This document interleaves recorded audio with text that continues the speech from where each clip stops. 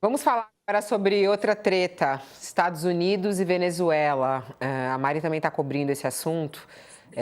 E a gente vai vendo essas ações dos Estados Unidos em relação à Venezuela e o receio, né, da região em relação a isso. O presidente dos Estados Unidos falou que considera a possibilidade de guerra com a Venezuela. Mais uma vez, foi a fala dele. Disse ele à rede NBC News, abre aspas, não descarto essa possibilidade, não. Mari, e aí? Há essa possibilidade mesmo? A gente conhece Trump, quer dizer, você conhece mais do que a gente sabe o quanto às vezes ele fala, volta atrás, essas ameaças, até quanto a gente deve levar isso em conta ou não? Qual é o real risco dessa guerra, hein?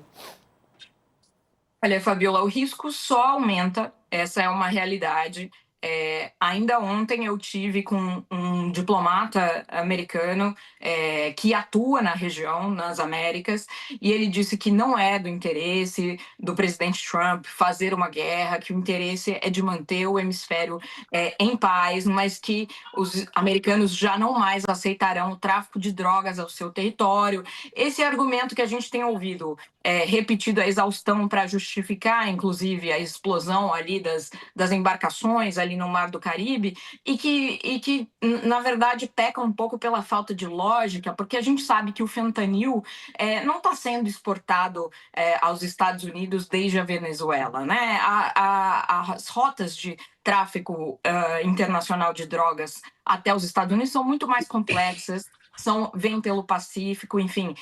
Mas essa semana a gente viu a escalada disso, enfim, para os Estados Unidos determinando que sim, que o governo Maduro é um governo de narcotraficantes e que, portanto, e se há uma guerra dos Estados Unidos contra o narcotráfico, então, até por lógica, haveria uma guerra dos Estados Unidos contra a Venezuela. E o próprio Trump disse ontem que ele não se sente obrigado a pedir autorização ao Congresso para atos militares. O que, na verdade, não é bem assim, né, Fabiola? Ele teria, sim, que pedir autorização ao Congresso, é quem tem o mandato para aprovar esse tipo de coisa, mas a gente tem visto, nos últimos anos, diversos presidentes, na verdade, dando a volta no Congresso e, enfim, argumentando que a necessidade urgente ali de medidas fariam com que essa autorização pedida ao Congresso acabasse sendo desnecessária, enfim, certamente o Trump usaria esse argumento, né?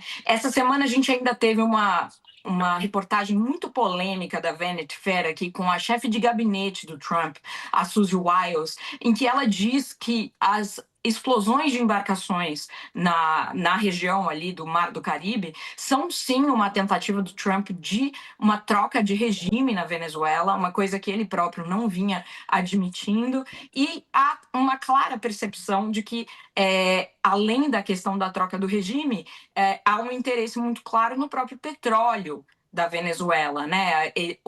As Forças Armadas Americanas, enfim, tomaram já um dos petroleiros ali que estavam na costa venezuelana e já dizem ter interesse de ficar com esse petróleo e acusam os venezuelanos, sem dar muita explicação, de terem roubado o petróleo deles, né? Numa provável menção aí à estatização de poços feitos lá atrás pelo Chaves, enfim. Uhum, A escalada, ela não parece ver um fim, viu, Fabiola? A uhum. gente chega ao final do ano muito mais próximo de uma guerra nas Américas do que a gente teve provavelmente nos últimos 60 anos ou mais.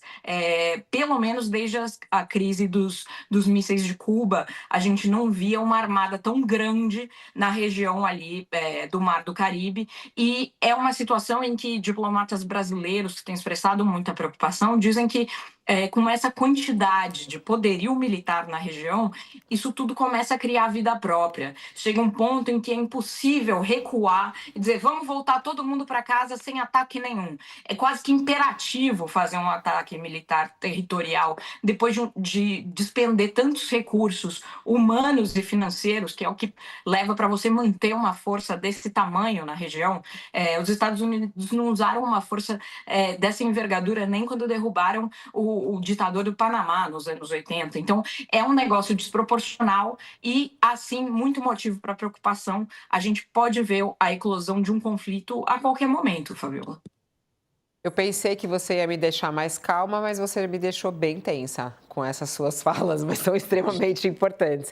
Ela ia falando, ai meu Deus, vai só piorando. Então é isso, o recado está dado, estamos de olho e de olho inclusive nas colunas da Mari. Muito obrigada, Diva Americana, um beijo para você. A gente se fala, até. Um beijo, eu volto aí com as notícias, boas ou más. É isso. Um beijo.